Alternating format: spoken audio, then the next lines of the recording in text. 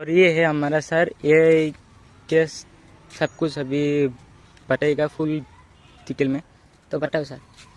নমস্কাৰ, মই চাহিল আহমেদ আৰু মই আমাৰ কোচিং চেণ্টাৰৰ এজন শিক্ষক। গতিকে মই তোমালোকক এটা কথাই জনাব বিচাৰিছোঁ যে আমি এইবাৰ নতুনকৈ বেটছ ষ্টাৰ্ট কৰিছোঁ ক্লাছ 8, 9, 10ৰ গণিত বিজ্ঞান।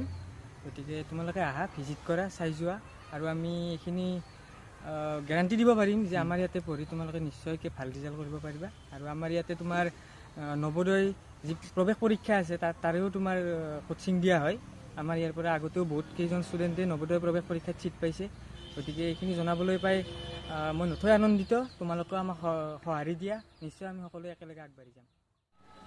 তো সেই আহক গাইজ, মই দেখুৱাই আছোঁ ইয়াৰে ফুল ডিটেইলখিনি আপোনাক।